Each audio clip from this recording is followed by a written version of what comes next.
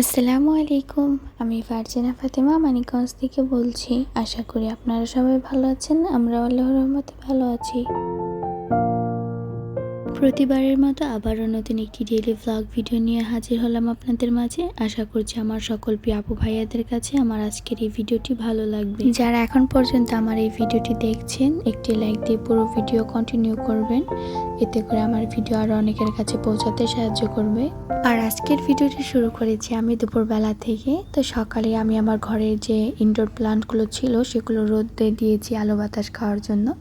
যেহেতু ওগুলোকে আর এই কয়দিনে একদিনও সে বের করে রোদে দেয়নি বা পানিটাও চেঞ্জ করে দেয়নি। আসার পরে আমি এটার পানি চেঞ্জ করে দিচ্ছি।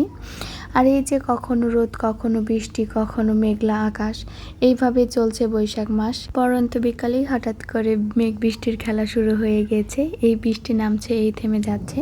তো ভাবলাম কেন না খিচুড়ি রান্না করি। আর মেঘলা দিনে খিচুড়ি খেতে একটু বেশি ভালো লাগে। আর আমার কাছে সহজ ও ঝটপট উপায়ে যে রান্নাটা করা যায় সেটা হচ্ছে খিচুড়ি আর বিরিয়ানি। তো এখানে আমি চাল ভিজিয়ে নিয়েছি, যেহেতু কিছুদিন আগে চালটা এনেছি, তো এটা সেদ্ধ হতে অনেক বেশি সময় নেয়।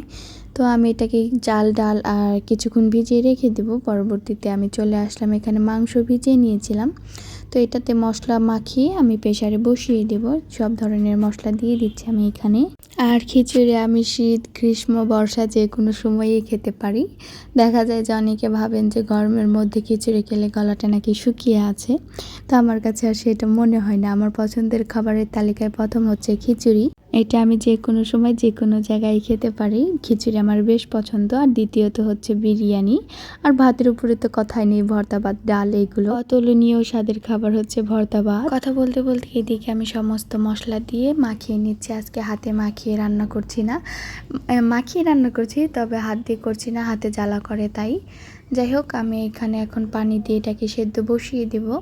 এখানে অল্প একটু গরুর মাংস নিয়ে নিয়েছি খিচুড়ি রান্না করার জন্য। আর আমি এটা প্রেসারে বসিয়ে দেব। একেবারে হয়ে যাবে, এটা 35 মিনিটের জন্য দিয়ে দিব। মাংস রান্না হতে থাক আর আমি এখন আম খেয়ে নেব। কিছুদিন আগে যে মা আমাদের বাসায় আমটা নিয়ে এসেছেন, এটা দেখলাম পেকে নরম হয়ে গিয়েছে, আঁশযুক্ত হয়েছে। তো ভাবলাম খেয়ে নিই। আর এটা হচ্ছে টক মিষ্টি আম, খেতে ভালোই লাগছে। অসময়ে আমি এবছরের প্রথম পাকা আম খেলাম। যাই হোক, আলহামদুলিল্লাহ। আর এই যে পুরোটাই দেখতে পাচ্ছেন, এটার মধ্যে কি সুন্দর আঁশ হয়েছে।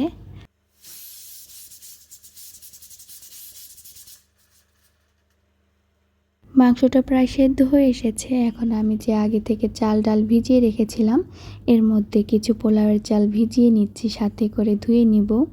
তো মাংসটা হয়ে আসলে আমি পরবর্তীতে এর মধ্যে কিছু টমেটো মিশিয়ে দেব। যেহেতু ঝাল ব্যবহার করব না, অল্প পরিমাণে মরিচের গুঁড়া দিয়েছি। সুফিয়ান ঝাল খেতে পারবে না, তো আমি একবার ভেবেছিলাম এখানে আম দিয়ে দিব, কিন্তু ওইটা হয়তো সুফিয়ানের বাবা পছন্দ করবেন না। তাই ভেবে দিলাম যে টমেটোগুলো দিয়ে দিয়েছি। এই টমেটোগুলো বেশ টক আর ভালো লালও হবে। দেখা যায় যে মরিচের গুঁড়া বেশি না দিলে এটা লাল কালার ভালো আসবে না। তো আমার কাছে কাশ্মীরি মরিচের গুঁড়া নেই, তাই আর কি আমার যেটাতে সুবিধা হয় আমি সেটাই করে নিলাম, যাতে কালারও হয় আবার টকও হয়।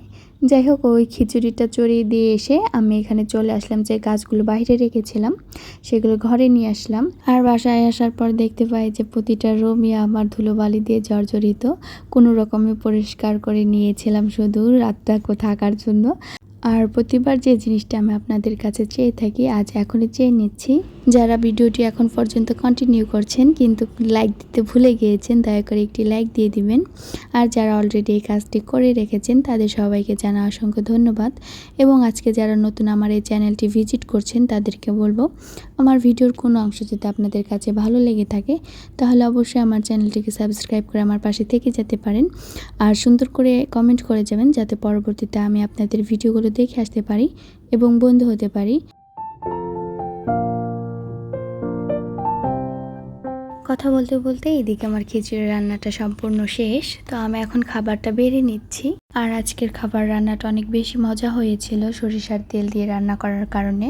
আপনারা যারা এখনও সরিষার তেল দিয়ে খিচুড়ি রান্না করে খাননি তারা অবশ্যই এটা ট্রাই করে দেখবেন। যাই হোক, আমি যে বাড়িতে থেকে আম নিয়ে এসেছিলাম, তো সেগুলো এখন খোসা ছাড়িয়ে নিচ্ছি। আর এগুলো দিয়ে কী করবো জানেন? এগুলো হচ্ছে কেটে ফ্রিজে সংরক্ষণ করে রেখে দেব। আমার বটিতে ধার না থাকায় এই আমগুলো কাটতে একটু কষ্ট হচ্ছিল। আর ছুরি দিয়ে আমি পারবো না, যদি হাতে লেগে লেগে যায় তাহলে আমার সমস্ত কাজকর্ম শেষ, যেহেতু ঘরের সমস্ত কাজকর্ম আমাকে একা হাতেই সামলাতে হয়। আর এই যে এই আমগুলো কেটে আমি পানির মধ্যে রেখে দিচ্ছি। আপনারা চাইলে এভাবে সারা বছর সংরক্ষণ করতে পারেন, তবে আমার একটু ভয়ই লাগছে। গতবার আমি অনেক সবজি ফ্রোজেন করেছিলাম, কিন্তু কপাল খারাপ থাকার কারণে আমার ফ্রিজটাই নষ্ট হয়ে গিয়েছে। তো এবার যেহেতু অন্য একটা ফ্রিজ আছে, তো ভাবলাম আমি এই আমগুলো সংরক্ষণ করতে পারবো। তো যাই হোক, এই আমগুলো কেটে আমি ধুয়ে নিব আর পানি ঝরিয়ে নিব। এরপর আমি একটা ডালার মধ্যে করে ফ্রিজে রেখে দেব, যাতে পরবর্তীতে একটা একটা করে উঠিয়ে নেওয়া যায়। আপনারা চাইলে এইভাবে সংরক্ষণ করতে পারেন। পরবর্তীতে আপনারা যখন ডাল রান্না করবেন, 1 পিস 2 পিস করে ডালের মধ্যে দিয়ে দিলেই হবে, এতে স্বাদের কোনো ভিন্নতা আসে না।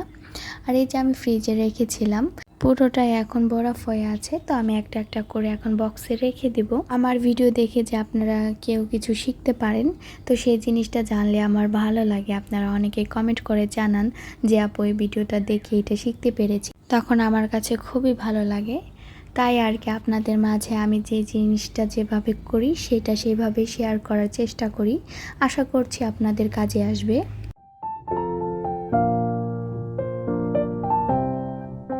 আর আপনাদেরকে বলেছিলাম যে আম দিয়ে সহজ কিছু করে দেখাবো। এই যে আমার কাছে এর থেকে সহজ আর কিছু মনে হয়নি আম সংরক্ষণ করা ছাড়া। আবার আপনারা চাইলে আচারও বানিয়ে নিতে পারেন। আমি অতটা আচারে ভালো পারদর্শী না, তো দেখা যাক। আরও কিছুটা আম রেখে দিয়েছি, ওইটা দিয়ে পরবর্তীতে কি করি সেটাও আপনাদের সাথে শেয়ার করব। তার এদিকে আমি সমস্ত আমগুলো এইভাবে করে রেখে দেব। আর আমার আজকের ভিডিওটি ছিল এ পর্যন্তই। আশা করি আপনাদের সবার কাছে আমার আজকের এই ভিডিওটি ভালো লেগেছে। পরবর্তীতে দেখা হবে নতুন কোনো ভিডিও নিয়ে, নতুন কোনো সময়ে। সে পর্যন্ত সবাই ভালো থাকবেন। আল্লাহ হাফেজ।